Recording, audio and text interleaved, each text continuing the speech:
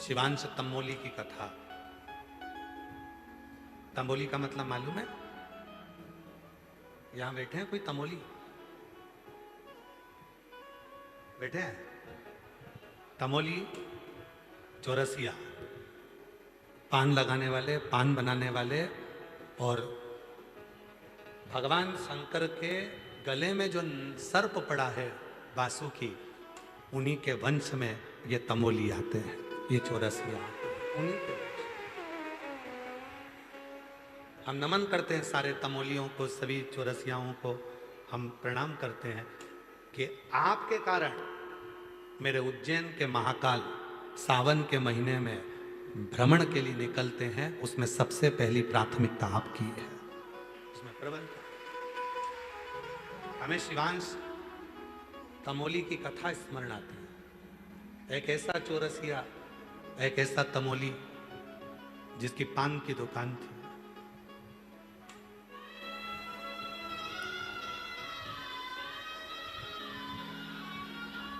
पान की दुकान है जिसमें उज्जैनी अवंतिकापुरी में रहता है। एक छोटी सी गुमठी थी, कपड़े पर पान रख लेता था, उसी को लगा लगा कर सबको बेचा करता था। महाकाल के दर्शन का रोज का नियम था, बिना महाकाल के दर्शन के एक दिन भी वो तमोली नहीं रहता था। वो शिवांश तमोली, वो चौरसिया एक दिन भी बिना शिव के दर्शन के नहीं रहता था। एक दिन।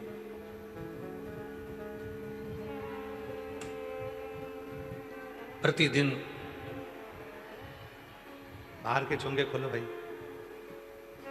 प्रतिदिन भगवान शंकर महाकाल राजा के मंदिर जाना, प्रतिदिन महाकाल राजा का दर्शन करना, प्रतिदिन महाकाल दर्शन कर कर अपनी दुकान खोलना और पान बेचना, ये चाहता। प्रतिदिन, रोज। और जब वो शिव जी के दर्शन कर कर वो तमोली चला जाता, तब मेरे महाकाल बाबा ठहाका लगाकर हंसते रोज। और पार्वती जी उनसे पूछती, जब भी ये तमोली आता है, जब भी ये चौरसिया आता है और ये तमोली पान बेचने वाला तुम्हारे पास आकर दर्शन कर कर जाता है और तुम ठाका लगाकर हंसते हो, तुम इतनी तेज मुस्कुराते हो, क्यों? शिव जी कहते हैं, पार्वती मैं तुझे क्या बताऊं, बोल नहीं सकता मैं कि ये क्यों हंसता। पार्वती जी ने कहा, कालों का काल महाकाल, और जब कालों का काल महाकाल हंसे तो कोई बात साधारण नहीं हो सकती। सत्य बताओ, ये तमोली रोज आता है, दर्शन कर कर जाता है, और तुम ठाका लगाकर हंसते हो, क्यों?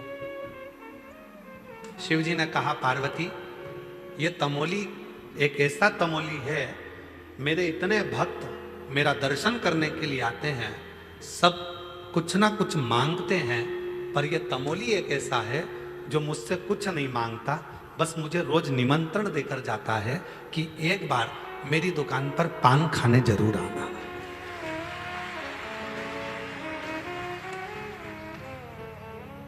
एक बार मेरी दुकान पर तुम पान खाने जरूर आना। पार्वती बस उसकी इसी निमंत्रण को मैं सुनकर हंसता हूं, इसी निमंत्रण को सुनकर मैं हंसता हूं। महाकाल राजा कहते हैं, पार्वती दुनिया की रीति है, जो मुझे रोज निमंत्रण देता है, एक ना एक दिन मैं उसके दरवाजे पर जरूर पहुंचता हूं, ये निश्चय।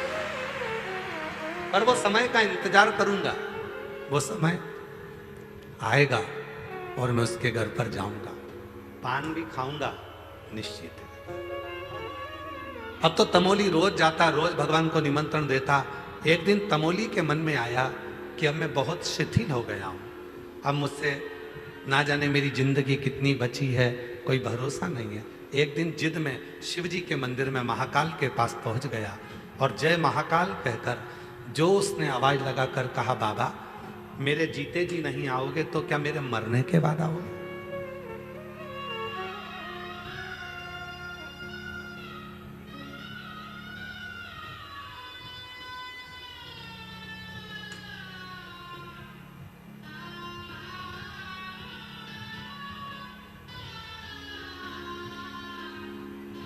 भोले नाथ सुनो मेरी अर्जी सुनो त्रिपुरारी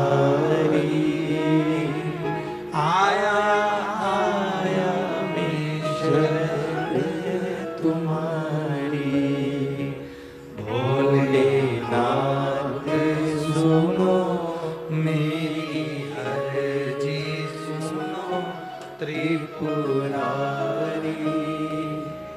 आया आया मैं शरण तुम्हारी। बाबा मेरे जीते जी नहीं आओगे तो क्या मेरे मरने के बाद आओगे? इतना तो कहना था और तमोली कहकर गया। आज मेरे महाकाल ने नंदी को बुलाया। नंदी चल, रूप बदल। दोनों दोस्त बनकर चलते हैं, पान खाकर आते हैं। तमोली की दुकान पर आज मेरा महाकाल पहुंच गया। ला भैया पान देना जरा। तमोली ने लगाया कत्था चूना पान बनाकर और जो दिया महाकाल राजा को। महाकाल राजा ने जो पान खाया, पान खाकर दोनों नंदी और शिव चल दिए, चले गए। तब याद आया पैसे तो देके ही नहीं गए। तब याद बिना पैसे के चले गए। कल आएंगे ना तब पैसा लेकर आऊंगा, कल लेकर रहूंगा पक्का है। दूसरे दिन फिर महाकाल आ गए। वही मेरा नंदी साथ में मेरा बाबा। लाओ पान दो। पान खाया। जितनी देर तक महाकाल वहां रहते पान खाते उतनी देर तक उसको पैसे की याद नहीं आती। तुम्हारे जैसी है, जल चढ़ाती है तब तक याद नहीं आती कि गले में चेन कहां गई, गले में मंगलसूत्र तक कहां चले गया, बैग था कहां गया, पर्स था कहां गया, मोबाइल था कहां गया। सुध नहीं रही। ध्यान तो शिव में था। महाकाल राजा ने कहा लाओ पान दो। पान खाया, फिर चले गए, याद ही नहीं रहा। दिन निकलते गए। महाकाल राजा उस तमोली से खूब हंस मोल कर बात करने लगे। अब तो दोनों में ऐसी घुटने लगी कि जब महाकाल आते तमोली पान लगा कर दे देता। कभी कभी भगवान सुपारी ज्यादा मांग लेते तो कभी कत्था ज्यादा लगवा लेते, पर तमोली को पैसे की याद नहीं आती। पैसे की याद कब आती? जब महाकाल चले गए। आज तमोली के पिताजी आ गए और तमोली के पिताजी आए और आकर बोले वो खाकर चले जाता है तो उससे पैसा नहीं मांगता है। कल अगर पैसा नहीं मांगा तो सोच लो, और अगर उसके पास पैसा नहीं हुआ तो कुछ गिरवे रख लेना, ठीक है। अब कल जैसे ही महाकाल राजा आए और मेरे महाकाल बाबा ने आकर कहा लाओ जरा पान दो। पान खाया और खाते से ही तमोली तो ध्यान भूल गया था, पर उसके पिताजी सामने खड़े होकर हाथ हिला रहे थे। ले लेना। तमोली को याद आया, बाबा ए भैया लाओ जरा पान का पैसा दो। महाकाल राजा बोले पैसा वैसा तो हमारी जेब में रखते नहीं है। जप्ती भभूत में है खजाना कुबेर का। जब भभूत में करोड़ों का धन है तो जेब में पैसा कौन लेके चलता है? लेकर बोल। जप्ती भभूत में है खजाना ये गंगाधार मुक्ति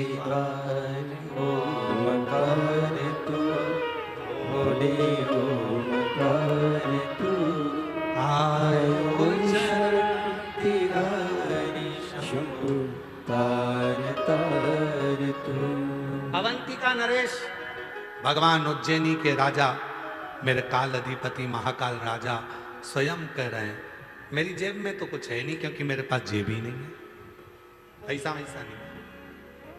अब पिताजी इशारा कर कर कह रहे पैसा नहीं हो तो दूसरी चीज रखवा लेना, गिरवे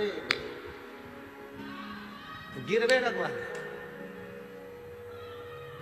तंबोली ने कहा देखो भाई अपनी दोस्ती एक तरफ,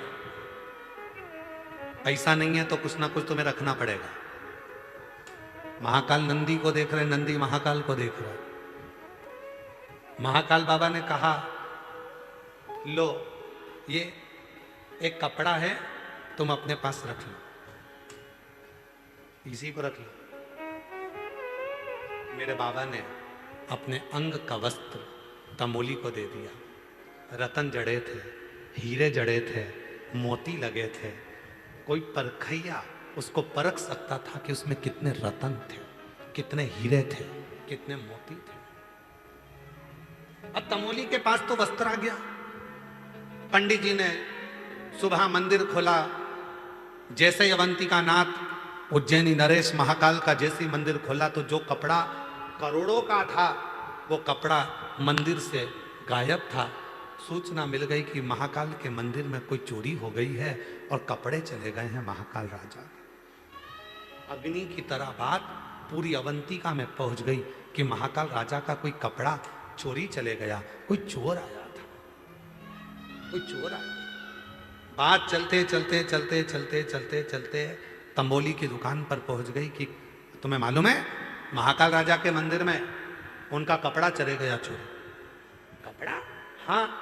तो कपड़े में ऐसा क्या था? करोड़ों का कपड़ा, रतन जड़े थे, मोती लगे थे, नीला कलर का था, नीचे केसरिया बॉर्डर थी, उसमें रतन माणिक लगे थे, सोने के तार लगे थे। उसने जो सुना नीला रतन जड़ा पीली बॉर्डर, वो तो मेरे पास है, वो तो मेरे पास है। पर मुझे तो दूसरे देकर गए थे। तमोली को लगा जरूर वो दोनों चोर होंगे, चुरा कर लाते थे, पान खाते थे और मुझे देकर चले गए। तमोली उस कपड़े को लेकर महाकाल के मंदिर में पहुंच गए। कहा महाराज जी ये कपड़ा सब दूर ढूंढा जा रहा है, ये तो मेरे पास है, तुम्हें किसने दिया? तो कहा कोई 2 रोज मेरे यहां पान खाने आते थे, पैसे मंगे तो नहीं दिए, उन्होंने ये कपड़ा दे दिया। कपड़ा दे दिया? हाँ। ये कपड़ा दिया? हाँ।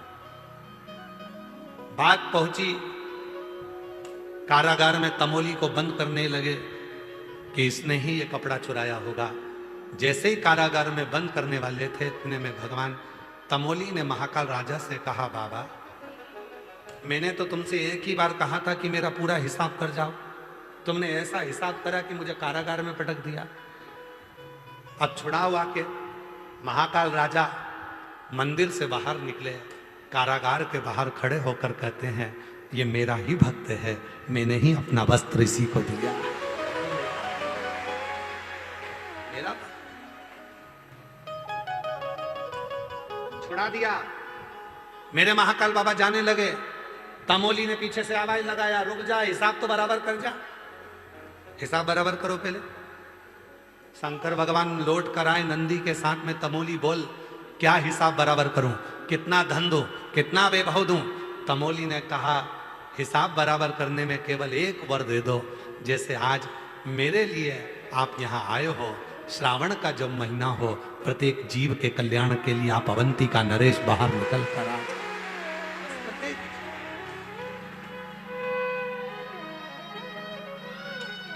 सबके और तुम आना भोले बाबा मेरे मकान में, तेरा डमरू डम डम बाजे सारे जहान में।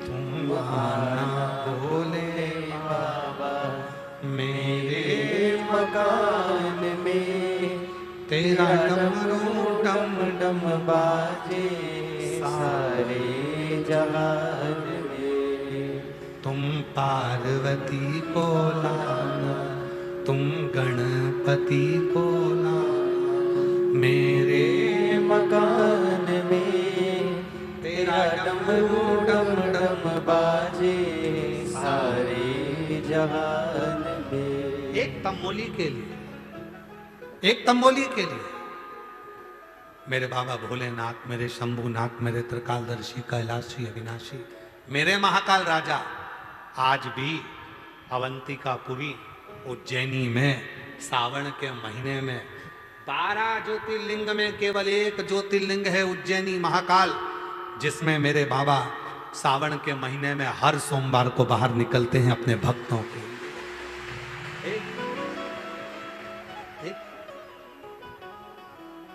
क्या चाहिए शिव जी को? केवल तुम्हारा भाव। शुद्ध भाव और कुछ नहीं।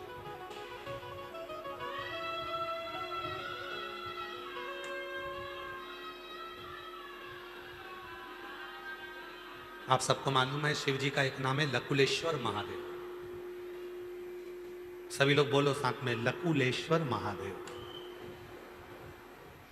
शिव जी का एक नाम है लकुलेश्वर महादेव, जिसमें भगवान शंकर अपने हाथ में एक छड़ी रखे और एक हाथ में उनके ज्वाला है, अग्नि है।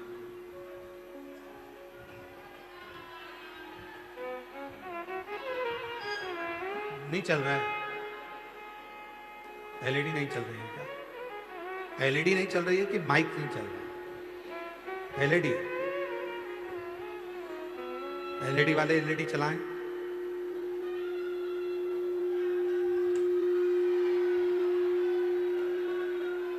थोड़ा आवाज क्लियर करो, गूंज बहुत रहा है, आवाज ठीक नहीं आ रहा। शिव जी का नाम है एक लकुलेश महादेव, लकुलेश्वर महादेव। शिव जी के हाथ में, एक हाथ में छड़ी है, दूसरे हाथ में अग्नि है।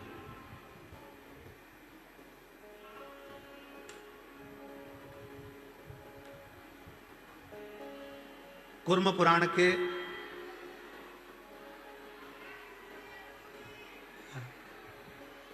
आवाज नहीं आ रही है,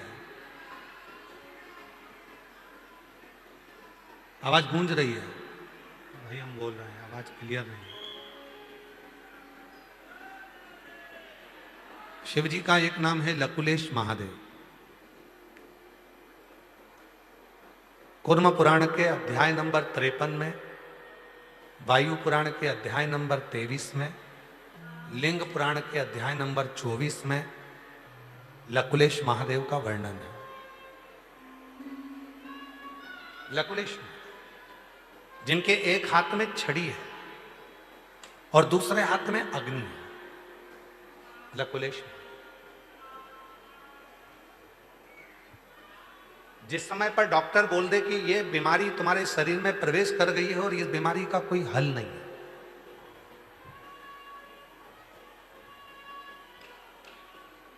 कई बच्चे ऐसे हैं, कई बुजुर्ग ऐसे हैं जिनके शरीर के पांव काम नहीं कर रहे हैं, हाथ काम नहीं कर रहे हैं, धीरे धीरे उनका शरीर शिथिल होते जा रहा है, शरीर की नाड़ियां काम करना बंद कर देती हैं या शरीर काम करना बंद कर देता है।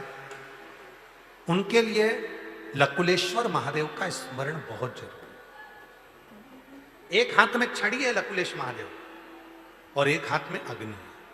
थोड़ा सावधानी से सुनिएगा, बड़ा सुंदर प्रसंग।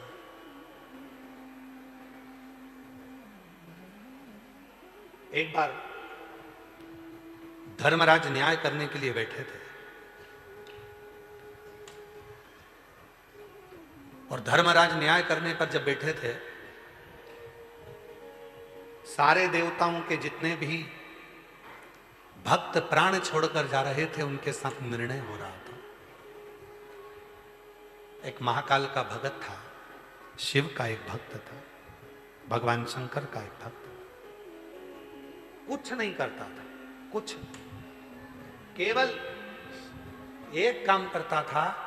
ना उसके पास में धन था, ना उसके पास में वैभव था, ना उसके पास में दौलत थी, ना उसके पास में संपदा थी। केवल एक काम करता था, शिव का जो शिवलिंग मिल जाता था उस शिवलिंग के चारों तरफ सफाई कर देता था, साफ कर देता था। शिवलिंग के चारों तरफ सफाई करता था, शिवलिंग के चारों तरफ साफ करता था। बस एक नियम था उसका, ना वो बेलपत्र चढ़ाता था, ना वो जल चढ़ाता था, ना वो चावल चढ़ाता था, ना वो दीप जलाता था, ना उसके पास चंदन था, ना अगर था, ना तगर था, ना धूप बत्ती थी, ना अगरबत्ती थी, कुछ नहीं। केवल चंदन का लेपन करने की जगह भूमि की सफाई करता था। शिव जी के वो भक्त के प्राण छूट गए। प्राण छूटे तो वो धर्मराज के सामने गया। जितने भी भक्त आ रहे थे धर्मराज उनको वैकुंठ की ओर भेजते जा रहे थे। पर शिव का ये भक्त ऐसा था जिसने ना लोटा भर के जल चढ़ाया, ना बेलपत्र चढ़ाई, ना कभी व्रत करा, ना कभी उपास करा, केवल मंदिर की सफाई करी। इसको देखकर धर्मराज के मुख से निकल गया कि एक काम करो कि इसने कभी मंदिर में ना चंदन लगाया, ना जल चढ़ाया, ना धूप बत्ती लगाई, ना अगरबत्ती लगाई, ना दिया जलाया, ना पूजन करी, केवल मंदिर में सफाई करता था, इसलिए इसको स्वर्ग का रास्ता नहीं दिखा सकता, इसको वैकुंठ नहीं दे सकता। इतना तो सुनना था। जब उस शिव के भक्त को वैकुंठ के रास्ते पर ना भेजते हुए दूसरे रास्ते पर जब भेजा गया, इतनी देर में तो मेरा देव अधिदेव महादेव स्वयं दंड लेकर, छड़ी लेकर, हाथ में अग्नि का खप्पर लेकर, धर्मराज मेरे भक्त का निर्णय करने के लिए तुझे नहीं बिठाया। सुनो धर्मराज, सुनो धर्मराज, 33 कोटि देवताओं के जितने भक्त हैं उनका निर्णय तुम करोगे, दुनिया के सारे जीवों का निर्णय तुम करोगे, पर शंकर के मंदिर के दरवाजे के सामने से भी अगर कोई निकल कर चले जाए, उसका निर्णय केवल मैं करूंगा। उसका निर्णय कोई दूसरा नहीं कर सकता। उसका निर्णय केवल काल अधिपति महाकाल करेगा, विश्वनाथ करेगा, सोमनाथ करेगा, मल्लिकार्जुन करेगा, केदारनाथ करेगा, स्वयं भीमा शंकर, स्वयं घृष्णेश्वर, स्वयं नागेश्वर करेगा, कोई दूसरा नहीं, मैं स्वयं करूं। धर्मराज काल अधिपति महाकाल के हाथ जोड़ लिए, भगवान शिव के हाथ जोड़ लिए, और शिव जी के हाथ जोड़कर धर्मराज ने कहा, प्रभु आज आप छड़ी लेकर, दंड लेकर हमारे पास में आए हो, आज के बाद कोई शिव के मंदिर के सामने से अगर भूल से भी निकल कर चला जाएगा, उसको मैं कभी जिंदगी में नरक का रास्ता नहीं दिखाऊंगा, उसको वैकुंठ का ही मार्ग।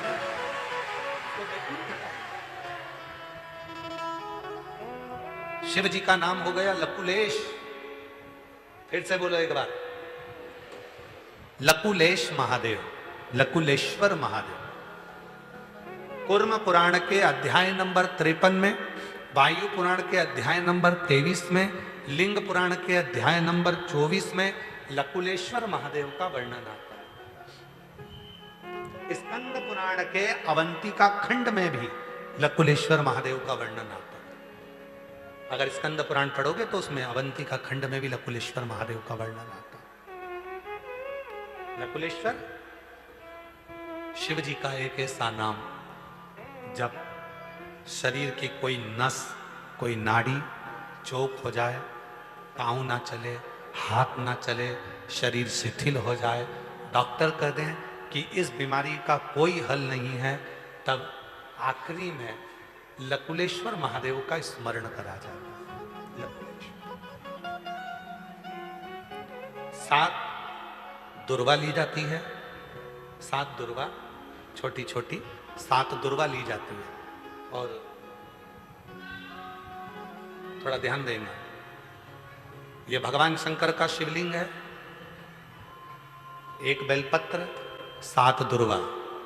बेलपत्र को शंकर जी के ऊपर चढ़ाओ तो उस डंडी का मुख, बेलपत्र की डंडी का मुख जहां से जल बहता है उस ओर होना चाहिए शिव जी के ऊपर। जरा समझिएगा, इस तरह से उस बेलपत्र को चढ़ा दिया जाता है। डंडी का मुख जहां से जल बहकर जा रहा है उस ओर रखा जाता है। डंडी का मुख जहां से पानी बहकर जा रहा है। और जो 7 दुर्वा है, उन 7 दुर्वा को भगवान शंकर के 7 स्थान पर, शिवलिंग पर ही, जहां मां जगतजननी का हस्तकमल है, पीठी का, 7 स्थान पर 7 दुर्वा को शिवलिंग से स्पर्श करते हुए वहीं पर या तो टिका दो, या तो इस तरह से टिका दो 7 जगह पर, या नीचे रख दो। धीरे धीरे 7 बार उन्हीं दुर्वा पर जल समर्पित करना है, और बेलपत्री और 7 दुर्वा को लकुलेश्वर महादेव का नाम लेकर आना है।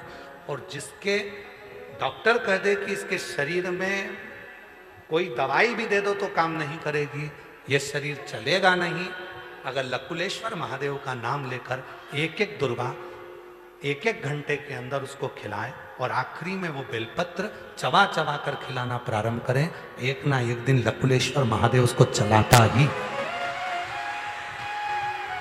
लकुलेश्वर महादेव, एक हाथ में छड़ी है मेरे देवाधिदेव महादेव के और दूसरे हाथ में अग्नि का खप्पर है मेरे महादेव।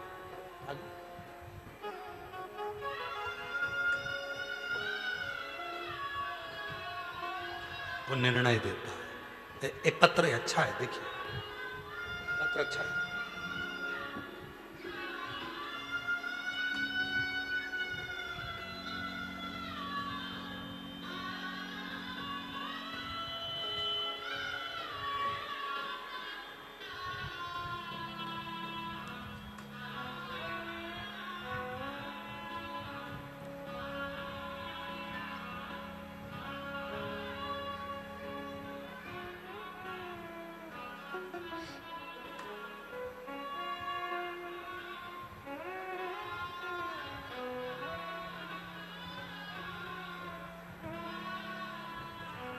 मेरा नाम बीना राठौड़ है, मेरे पति का नाम महेश राठौड़ है। मेरा मोबाइल नंबर ये है। गुरुजी, हम गुजरात के जूनागढ़ शहर से आए हैं। गुरुजी, अप्रैल 2024 में, अगस्त 2024 में मेरे पति को कैंसर की बीमारी हो गई। गले के और हृदय के पास में अन्न की नली में गठान हो गई, जो कि कैंसर की थी। डॉक्टर के अनुसार 3rd स्टेज का कैंसर था। डॉक्टर ने कहा रेडिएशन कराना पड़ेगा, कीमो लेना पड़ेगा। उसके बाद भी वो ठीक नहीं हुआ। इलाज चलता रहा पर कोई आराम नहीं मिला। तब मेरी सहेली ने कहा, सीहोर वाला बाबा कथा कहता है, उसका रुद्राक्ष अगर सीहोर से लाया हुआ हो और जल में गलाकर शिव जी को चढ़ाकर उस जल को अगर लिया जाए तो बाबा सुनता जरूर। बाबा की ऐसी कृपा हुई, हम सीहोर आए, यहाँ से जल रुद्राक्ष लिया और उसको तांबे के कलश में गलाकर शिव जी को चढ़ाकर उस रुद्राक्ष के जल को पिलाने लगे। गुरुजी, बाबा ने ऐसा चमत्कार करा कि जो गठान उनके गले में आ रही थी जांच में, बाबा की कृपा से पूरी की पूरी गठान गल गई और आज मेरे पति ठीक हो गए। मैं बाबा को यहां प्रणाम करने के लिए, कहीं बैठे हो तो आ सकते हैं, कहीं बैठे हो तो आ सकते। एक शिव के नाम का उच्चारण,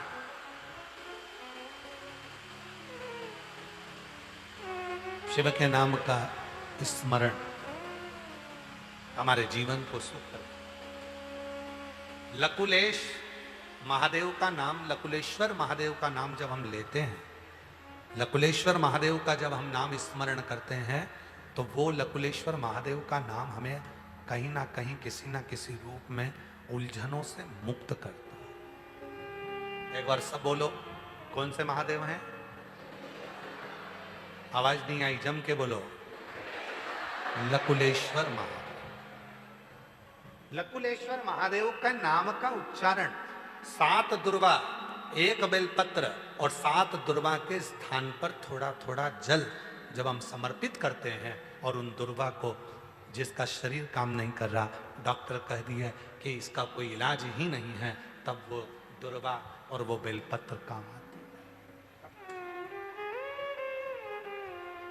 इसको 1 महीने में 2 बार प्रदोष आती है, उसी तरह इस उपाय को भी केवल 2 बार ही किया जाता है महीने में केवल, और धीरे धीरे धीरे धीरे फिर वो शरीर काम करना प्रारंभ कर। लकुलेश जो जैसी भावना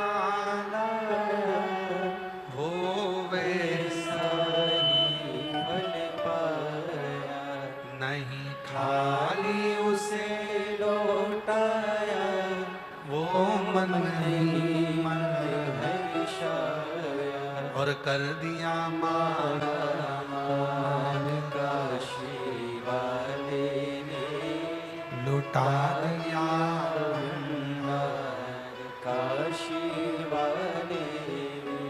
जितने भी भगवान शंकर के नाम बताए जाते हैं, एक तरीका बताया जाता है शिव जी की पूजन का, वो हमें फल देते हैं। एक पत्र है, देखिए। मेरा नाम सावित्री है, मेरे पति का नाम ओम प्रकाश है। गुरुजी, मैं पानीपत की रहने वाली हूं, कहीं बैठी हो तो आ सकते हैं। मेरा नाम सावित्री है, मेरे पति का नाम ओम प्रकाश है। गुरुजी, मैं पानीपत की रहने वाली हूं, मेरा मोबाइल नंबर ये है। मेरे 22 साल से मुझे सांस की बीमारी थी।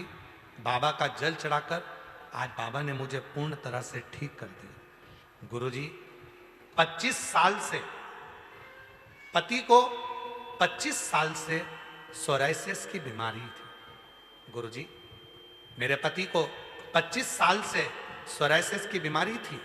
पानीपत के सारे डॉक्टरों का इलाज करवाया, ठीक नहीं हुए। दिल्ली दिखवाया, ठीक नहीं हुए। हर जगह का हम इलाज करा करा कर थक गए, पर 25 साल से वो बीमारी ठीक नहीं हुई, सोराइसिस की।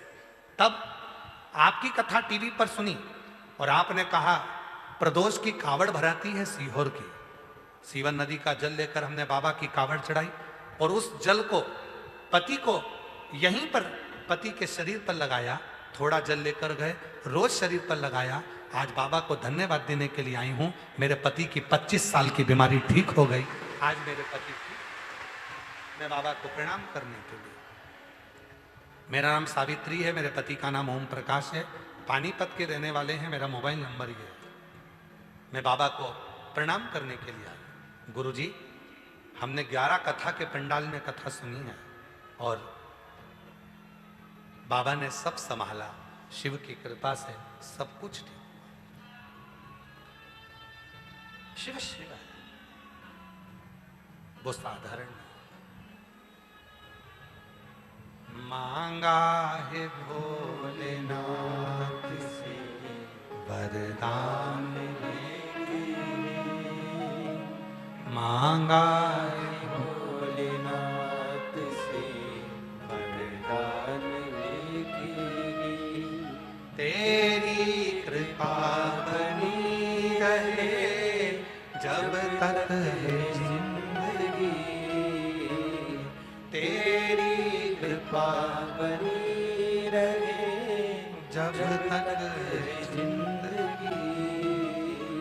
मांगा है भोलेनाथ से वरदान लेके, मांगा है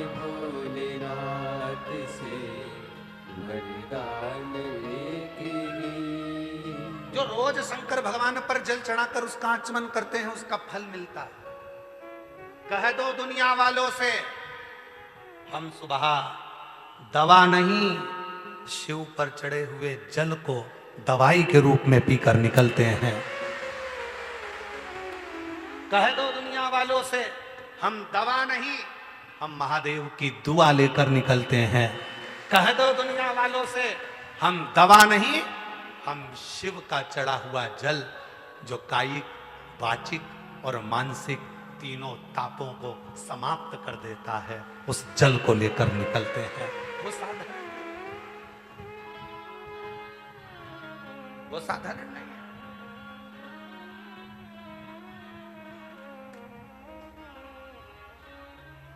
उससे प्रीत, उसके चरणों की प्रीति साधारण।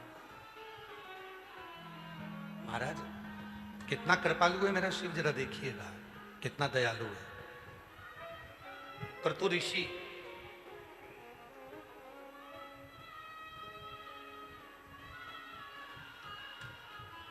जिन ध्रुवजी महाराज ने भगवान श्री हरि का भजन करा, जिन ध्रुवजी महाराज ने बाल्यावस्था में भगवान श्री हरि का दर्शन करा, जिन ध्रुवजी महाराज 4 वर्ष की अवस्था में भगवान नारायण की गोद में बैठ गए थे, वो ध्रुवजी महाराज को क्रतु ऋषि ने भगवान नारायण के भजन में लगाया था। और एक दिन ऐसा आ गया कि क्रतु ऋषि ने ध्रुवजी महाराज को जो भजन में लगाया था और उनके पुत्र को उत्कल को भी भजन में लगाया था। वो उत्कल एक दिन मार्ग से निकल कर जा रहे थे और सामने से सुतपा ऋषि आ रहे थे। सुतपा ऋषि सामने से निकल कर आ रहे थे, स्नान कर कर आ रहे थे।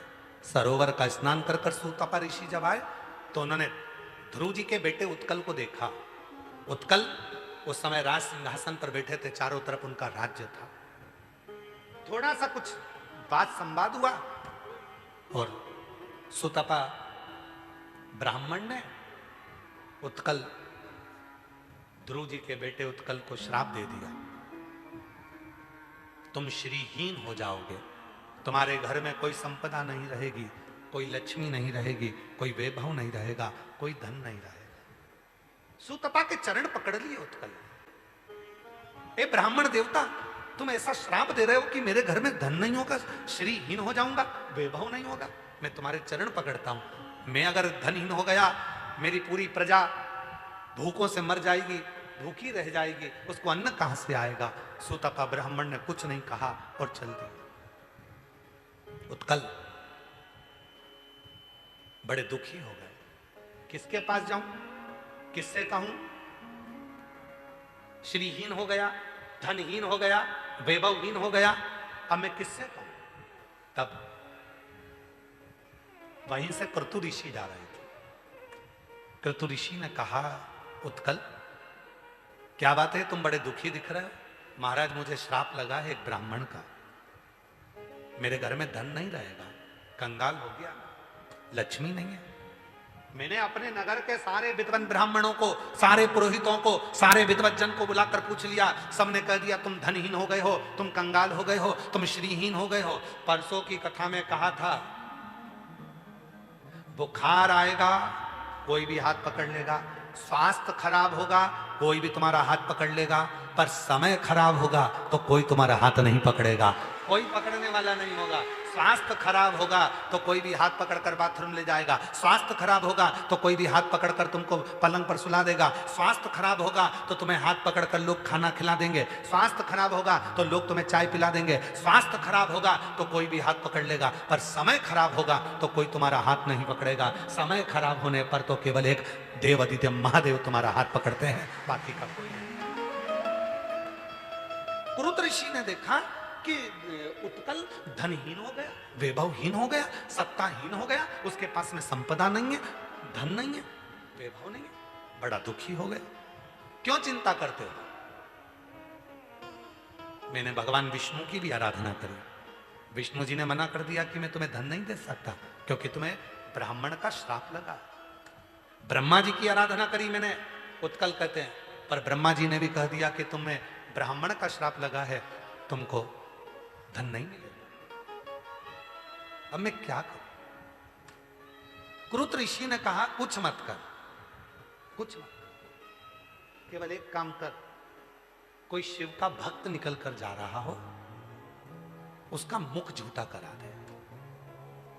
हम जब इस व्यासपीठ से कहते हैं ना कि कुछ नहीं हो तो अपने साथ में 2 पानी की बोतल लेकर चलो, एक खुद के लिए, एक अड़ोसी पड़ोसी के लिए। हम इस व्यासपीठ से कहते हैं कि बन जाए तो 10-20 रुपए की कोई टॉफी, कोई बिस्कुट, कोई पानी का पाउच, कोई पानी की बोतल किसी को देकर देखना, पिलाकर देखना, अगर कोई शिव पुराण का सुनने वाला कोई श्रोता हो, कोई श्रोता। जब मां सीवन के तट से कावड़ चलती है, कुबेरेश्वर धाम तक कावड़ पहुंचती है, उसके बीच बीच में बहुत सारे स्टॉल लगते हैं, कोई पानी पिलाता है, कोई चाय पिलाता है, कोई बिस्कुट खिलाता है, कोई नाश्ता खिलाता है। हम उन स्टॉलों को देखकर और उन स्टॉल लगाने वालों को देखकर बड़े खुश होते हैं कि बाबा ने धन दिया तो इनको दिया, और कितनी कृपा हुई कि कोई कांधे पर कावड़ लेकर जा रहा है, उस जल को ले जाने वाले का मुख झूठा करा रहे हो, उसका पूरा पुण्य तुम्हारे खाते में ले रहे हो। इससे बढ़कर सुख क्या होगा उससे। लोग कहते हैं, सियोर वाला बाबा कहता है कि कथा में मुख झूठा कराओ, टॉफी खिला दो, बिस्कुट खिला दो, पानी पिला दो, कुछ खाने पीने का घर से आ रहे हो तो 2 रोटी ज्यादा बनाकर अचार का मसाला लगा कर लिया, अपनी अड़ोसन पड़ोसन धड़ोसन को दे दो, कथा में उसका मुख झूठा कर। उसका फल क्या है? ध्रुव जी महाराज के बेटे उत्कल जो राज्य सिंहासन पर थे, सुतपा ब्राह्मण के श्राप द्वारा धनहीन हो गए, वैभवहीन हो गए, सत्ताहीन हो गए, धन चले गया, संपदा चली गई, सारा श्री चले गया, कुछ भी नहीं बचा, सारा वैभव चले गया, सारा धन चले गया, बड़े दुखी थे, मेरा नगर कैसे खाएगा, क्या होगा। तब पुरुत ऋषि ने कहा एक काम करो, जब भगवान नारायण ने कह दिया कि ब्राह्मण का श्राप लगा है, मैं कुछ नहीं करूंगा, ब्रह्मा जी ने कह दिया ब्राह्मण सुतपा ब्राह्मण का श्राप लगा है, मैं कुछ नहीं करूंगा, इंद्र ने मना कर दिया, लक्ष्मी ने मना कर दिया, सबने मना कर दिया, तब एक दरवाजा खुला है, वो देव अधिदेव महादेव का दरवाजा खुला है। तू एक काम कर, कोई शिव का भक्त जा रहा हो, कोई शंकर का उपासक जा रहा हो, कोई शिव की शरणागति का भक्त जा रहा हो, कोई शंकर की भक्ति में डूबने वाला हो, उसका मुख झूठा करा, उसका मुख झूठा करा।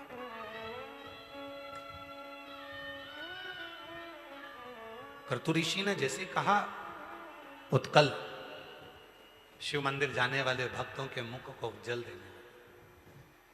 उन्होंने कुआं खुदवा दिया, पानी कभी मुख झूठा करा देते। शिव ने करुणा कर, आज मेरा भोले बाबा भक्त के रूप में स्वयं आ गया। मंदिर जाने लगे मेरे भोलेनाथ। जाते जाते उत्कल ने हाथ जोड़कर कहा, ओ भैया बिना पानी पिए जा रहे हो? शिव जी बोले मेरा तो पेट भरा है, मुझे प्यास नहीं लगी है। भैया मुख झूठा ही कर लो, बर्तन झूठा हो जाएगा तो मैं साफ कर लूंगा, मेरी किस्मत चमक जाएगी। उत्कल ने कहा कि बर्तन ही झूठा कर दो। आज बड़े बड़े घरों में होता क्या है, लोग बर्तन झूठा करने से कि इतने बर्तन झूठे कर दिए, वो आएंगे चाय पिएंगे, बर्तन झूठे हो जाएंगे, कौन मांझेगा? उनका बाप आकर मांझेगा, उनका पिताजी आएगा, उनका भाई आएगा। शिव महापुराण की कथा में, विष्णु पुराण की कथा में, अग्नि पुराण की कथा में, ब्रह्म वेवर्त पुराण में स्पष्ट करा है, जिसके घर में आए हुए अतिथि के मुख से झूठे करे हुए बर्तन रखाते हैं, उस घर का सारा दोष, दुख, तकलीफ, कष्ट सब दूर होता चले जाता, दुख दूर हो जाता। उत्कल कर रहे हैं, ध्रुव जी महाराज के पुत्र कह रहे हैं, बाबा आप पानी नहीं पियोगे? शिव जी तो मनुष्य के वेश में थे, नहीं नहीं मुझे प्यास नहीं लगी, मैं पानी नहीं पीऊंगा, मुझे प्यास नहीं लग रही। बाबा बर्तन ही झूठा कर दो, आप अगर बर्तन झूठा करोगे तो मैं साफ करूंगा तो मेरी किस्मत चमक जाएगी। बाबा झूठा कर दीजिए ना।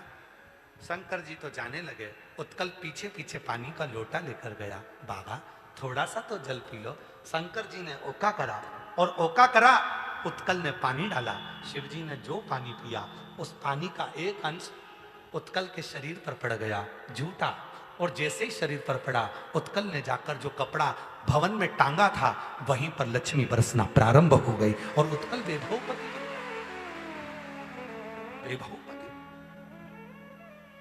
तेरी कृपा बिना न हिले एक भी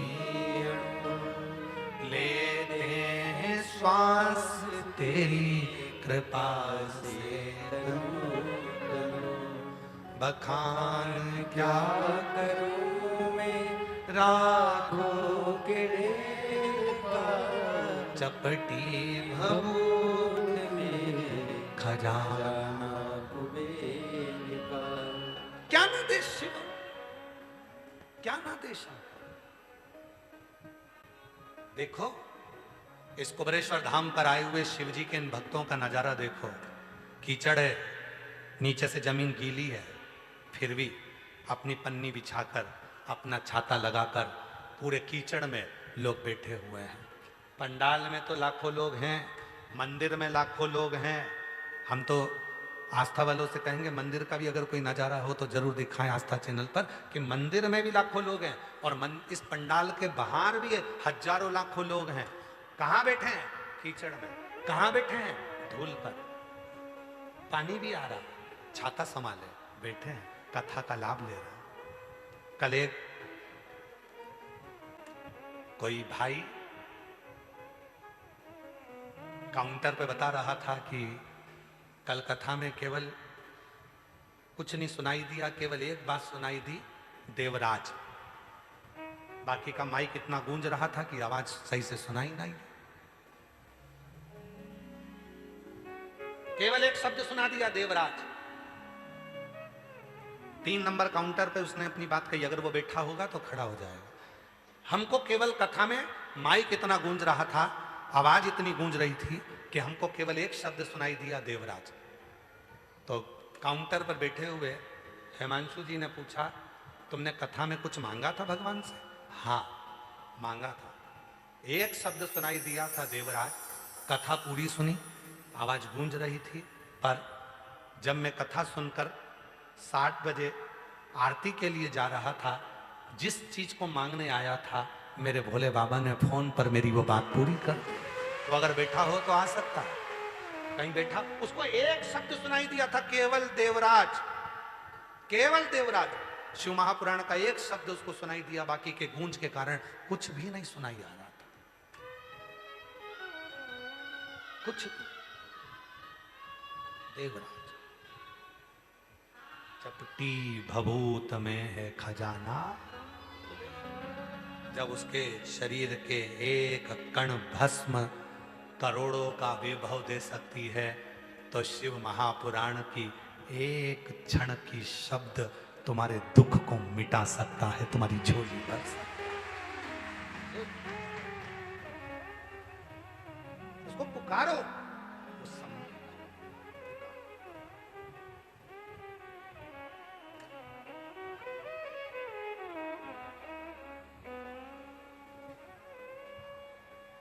जब हम उसका स्मरण करते हैं, वो भीड़ में तन्हाई, प्यास की गहराई में मुझे तुम याद आते हो, मुझे तुम याद आते हो, मुझे तुम याद आते हो। उसका स्मरण करो, भजन करो। जैसे बहू सास की बड़ाई करे ना, और सास के कानों में बड़ाई अगर सुनाई में आ जाए कि मेरी बहू ने मेरी बड़ाई करी, सास खुश हो जाती है। कुछ नहीं देती तो आशीर्वाद तो देती है, आशीर्वाद तो देती है। सास बहू की बड़ाई करे, भले बहू उसको कुछ दे ना दे, फिर भी वो कह दे मेरी बहू बहुत अच्छी, तो भी बहू एक ना एक दिन अच्छा भाव अपने मन में लेकर आती। उसका भजन, उसका स्मरण, उसकी कीर्तन, मेरे शंकर का बार बार जब हम विश्वास की बात करते हैं, शिव भी कहता है इतने लोग विश्वास से आए हैं, पूरा मंदिर प्रांगण भरा पड़ा है, इतने लोग विश्वास से आए हैं, और जब विश्वास इनके अंदर आ गया तो कुबेरेश्वर बाबा भी कहते हैं इसको खाली नहीं भेजूंगा, भरकर भेजूंगा। विश्वास, वो कहते हैं ना, जब मेरी निंदा करी जाती है, जब मेरी निंदा करी जाती है, बड़े ध्यान से सुनी जाती है। जब मेरी निंदा करी जाती है, बड़े ध्यान से सुनी जाती है। जब जिक्र मेरी प्रशंसा का होता है तो आहें भरी जाती है। सही में ऐसा हो गया, सही में लोगों की झोली भरा गई, सही में बाबा ने दुख दूर कर दिया, सही में ऐसा कर दिया। निंदा हुई तो ध्यान लगाकर सुना, ऐसा है महाराज, बाप रे, मैंने तो ऐसा सुना। और जब पत्र पढ़े जाते हैं, कोई तुम्हारे कानों में आकर कहता है मैं 3 साल से कथा सुन रही हूं और मेरे बाबा ने मुझे छप्पर फाड़ कर दे दिया, तब लोगों की आहें भरती, इतना दे देता। और भीड़ में तन्हाई में, प्यार की गहराई में, दर्द में रुसवाई में मुझे तुम याद आते हो, मुझे तुम याद आते हो, मुझे तुम याद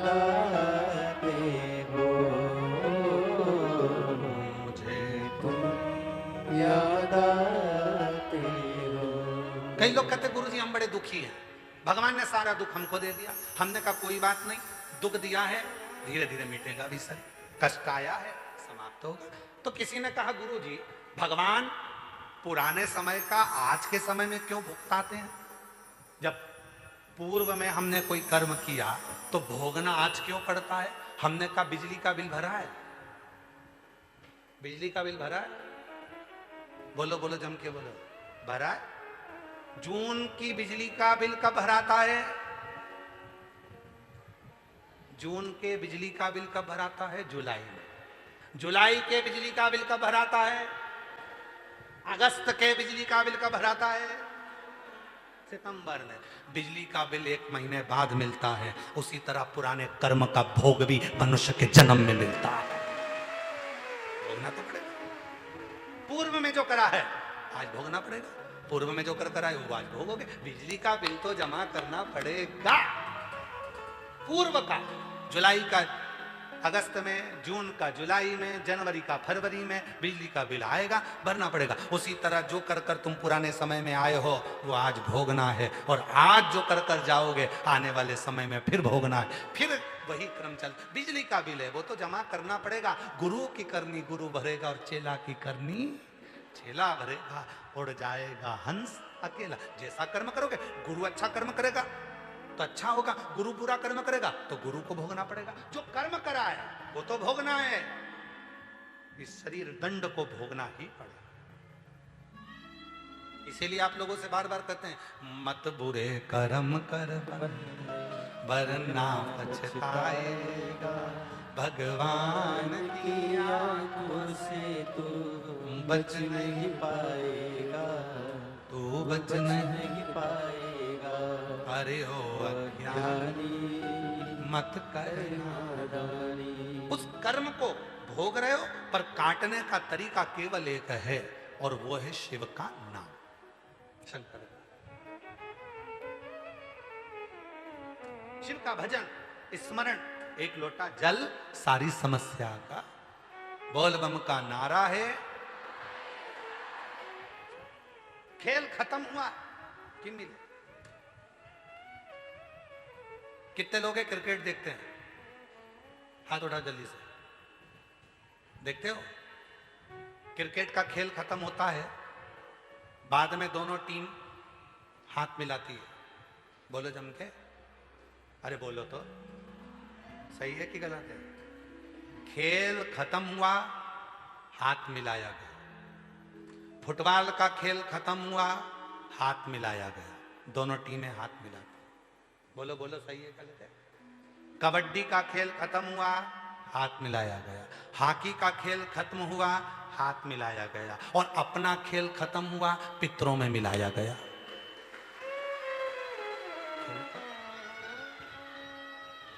क्रिकेट का खेल खत्म हुआ, हाथ मिलाया। फुटबॉल का खेल खत्म हुआ, हाथ मिलाया।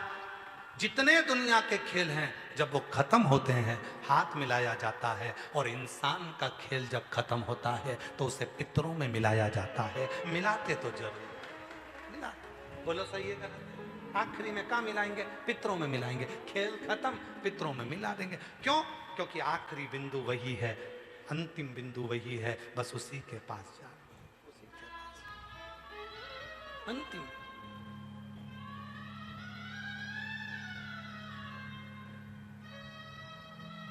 उसी के करीब में जाए, उसी के।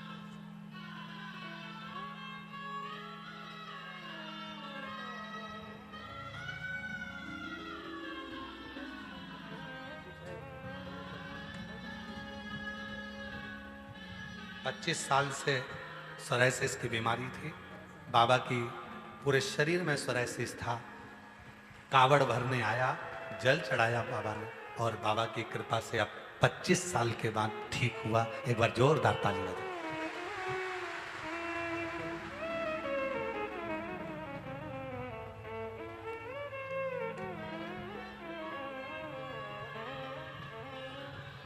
एक बड़ा सुंदर पत्र है, देखिए।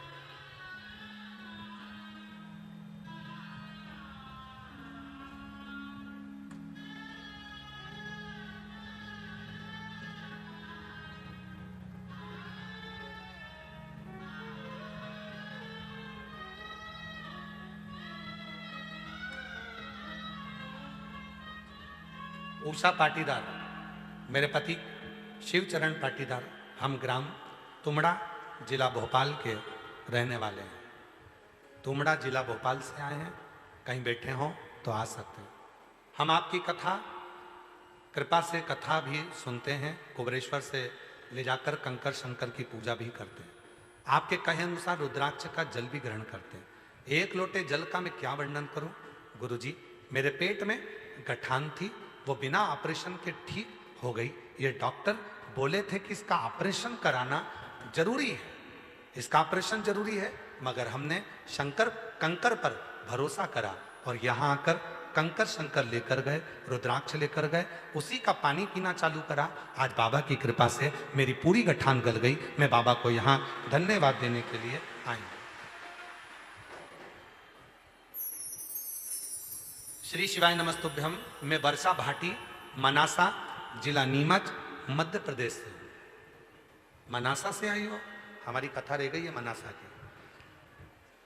उस समय पर हमारा स्वास्थ्य थोड़ा गड़बड़ हो गया था, शिव जी की कृपा से अब ठीक है।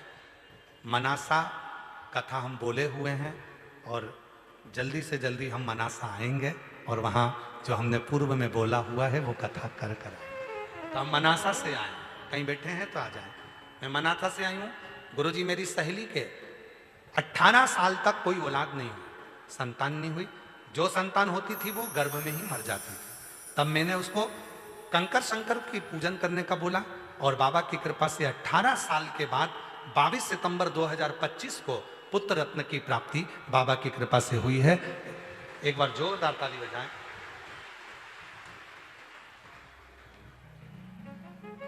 मैं गायत्री साहू, पिता श्री खीकराम साहू, पति सतीश कुमार साहू, ग्राम किरीत, जिला जांजगीर चांपा, छत्तीसगढ़ की निवासी हूँ।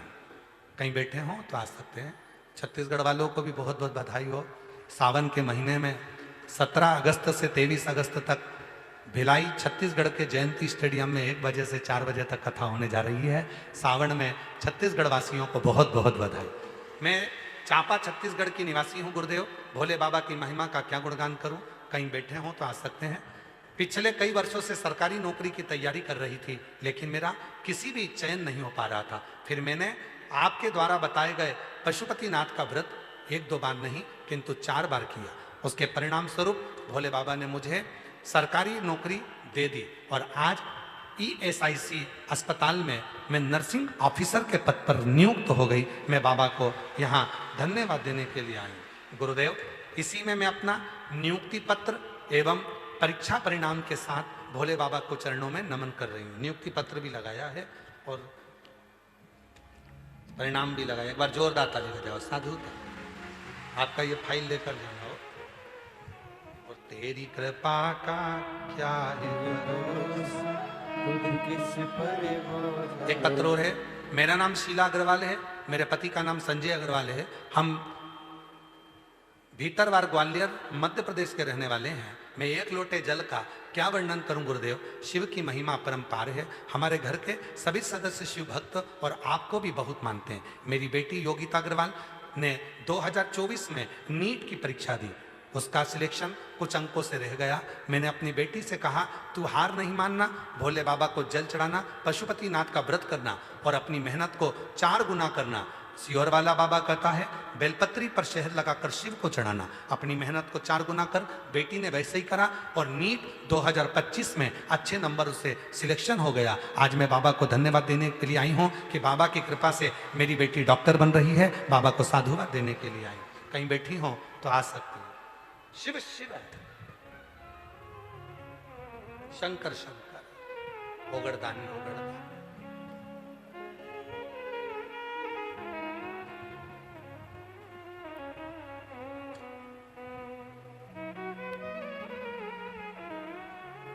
एक विश्वास, एक भरोसा और वो विश्व दृढ़ता के साथ। क्यों आए हो यहां पर? बाबा को अपने मन का भाव कहने के लिए, अपने दिल की बात कहने के लिए। कीचड़ में, पानी में, बारिश में बैठकर शिव को अपने मन की दशा कहना। मन की दशा सबको मालूम है, मैं कहूंगी वो सुनेगा।